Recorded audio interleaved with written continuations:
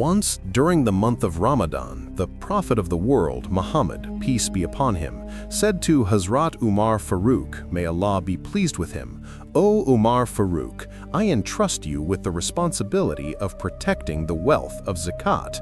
You shall perform it properly." Taking the responsibility of protecting the zakat wealth on behalf of the Prophet Muhammad, PBU, Hazrat Umar Farooq, RA, returned home. At that time, the Prophet was in a state of fasting. While fasting, he was migrating to Mecca.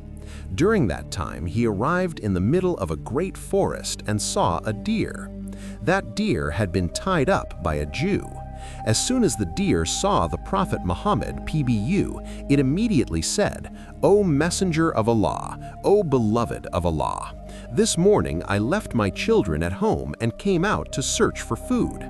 O Prophet of Allah, at that moment a Jew came before me and captured me. He has kept me captive from morning until now. O Messenger of Allah, I have nursing children. I haven't been able to feed them milk from morning until now. Perhaps they have become very restless without finding me, and their throats have dried up because of not drinking milk. O Prophet of Allah, O Beloved of Allah, I want to meet my children one last time. Please make an arrangement for this." Hearing this plea of the deer, the heart of the merciful Prophet Muhammad, PBU, wept. Then the Prophet said to the Jew, "O Jew, why have you detained this deer?" The Jew said, "I have hunted this deer, and hunting forest animals is permissible. Therefore, I have detained the deer." Then Hazrat Muhammad, PBU, said to that Jew, "O Jew, do you not see that this is a mother deer, and her udders are full of milk? She is suffering a lot from not being able to feed her children milk. Set her free." Then the Jew said, "I have hunted her with so much effort, and I should let her go at your word?"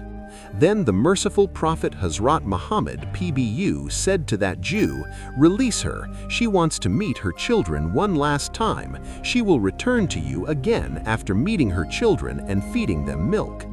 Hearing this word of the Prophet, the Jew said, "Is the forest deer your ancestral property, that she will return again if released once?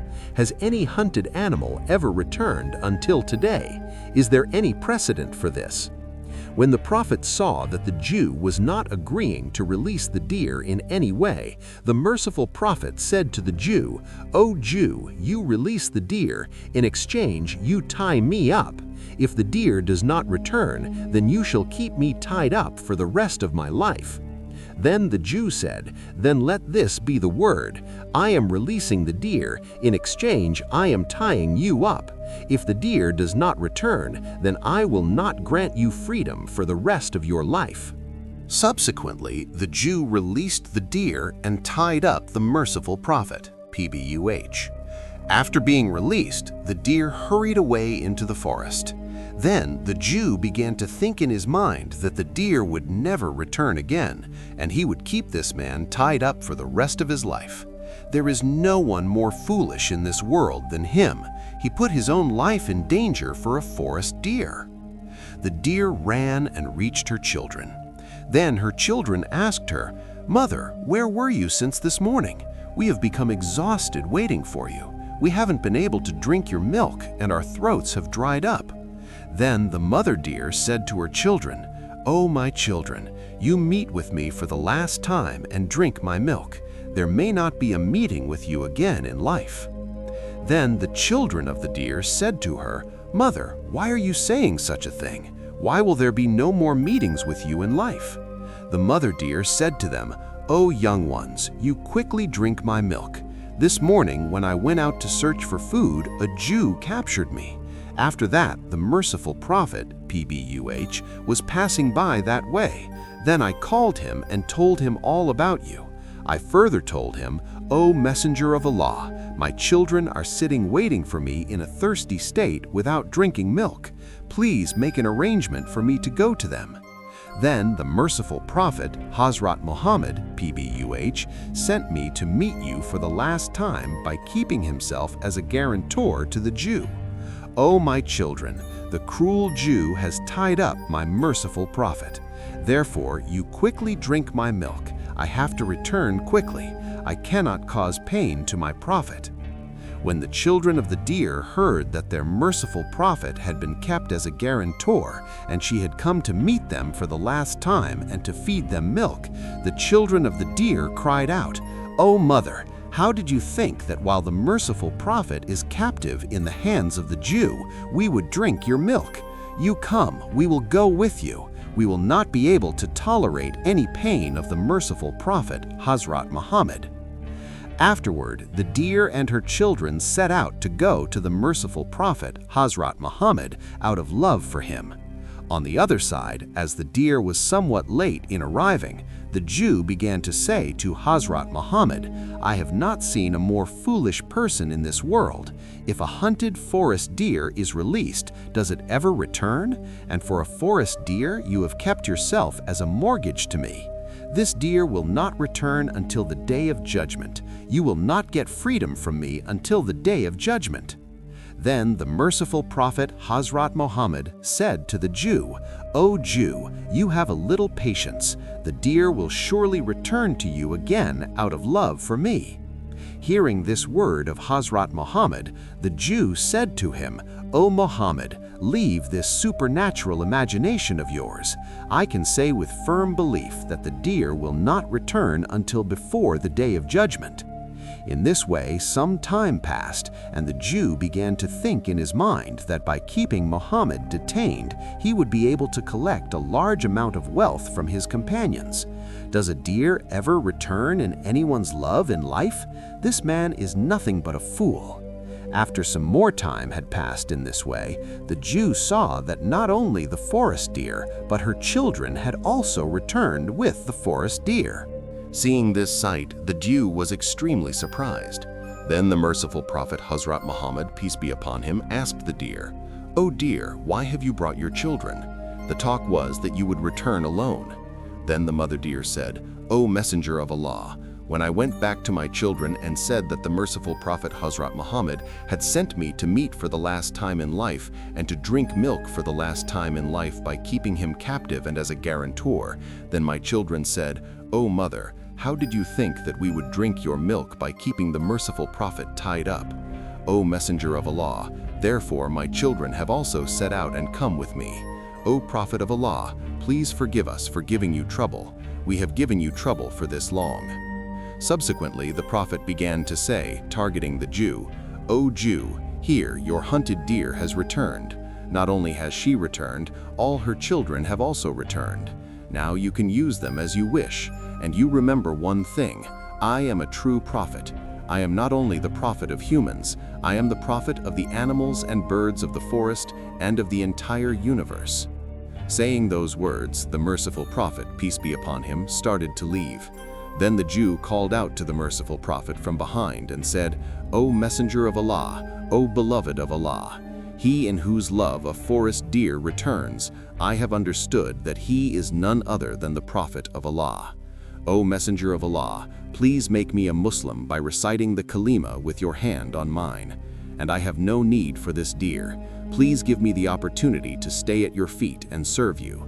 Subsequently, that Jew became a Muslim by placing his hand in the hand of the messenger of Allah. Subhanallah. Similarly, there is an event of another day. When Hazrat Muhammad, peace be upon him, migrated to Medina, many miraculous events happened at that time. When Hazrat Muhammad, peace be upon him, was staying in the cave of Sor, Gar-e-Saur, with Abu Bakr Siddiq, may Allah be pleased with him, the people of the Quraysh had come as far as the mouth of the cave searching for Hazrat Muhammad from Mecca. Hazrat Abu Bakr Siddiq, R.A., became afraid, thinking that they might come inside the cave. Hazrat Abu Bakr Siddiq, R.A., expressed this word of his to the Prophet. Then the Messenger of Allah comforted him and said, "O Abu Bakr, we are two here. With us is the great Allah Almighty." After that miraculous event happened. A spider wove a web at the mouth of the cave. The Quraysh who came searching for the Prophet said, if anyone had entered this cave, there would not be a spider's web here. Hazrat Muhammad and Abu Bakr Siddiq, R.A., were both staying inside this cave, and they were hearing all the words of the people who came searching for them. In some books, it is narrated from Hazrat Anas bin Malik R.A. He said, when the Messenger of Allah and Abu Bakr Siddiq R.A. were staying in that cave and the people arrived there, then by the command of the great Allah Almighty, a tree grew in front of the cave. Birds built nests there and also laid eggs, and a spider wove a web. Seeing all this, the Quraysh said, "No one has stayed in this cave. There is no way to go here." The Messenger of Allah stayed in that cave day and night. After that, they set out. After going some distance, they saw a tent. A woman was sitting outside. She was Mabed, may Allah be pleased with her, who had not yet accepted the religion of Islam at that time. She was a brave and honest woman. Hazrat Muhammad saw a goat near Mabed. The goat was very weak and thin. Prophet Muhammad asked Mabed, "Does this goat give milk?" Mabed said, "How will this weak goat give milk?" Then the Messenger of Allah said, "Can I milk this goat? If you would give permission, then I would try." Mabed radiallahu anha then said, "This goat does not give milk, but if you can extract milk, then try and see." Hazrat Abu Bakr Siddiq radiallahu anha brought the goat to Hazrat Muhammad, peace be upon him. The Messenger of Allah, peace be upon him, stroked the back and the udder of the goat and prayed, stroking with his hand, "O great Lord of the worlds, grant us blessing within this goat." Immediately, the udder of the goat became full of milk, and milk began to come out. Mabed radiallahu anha was very surprised to see this. Then the Messenger of Allah, peace be upon him, said, "Bring a vessel."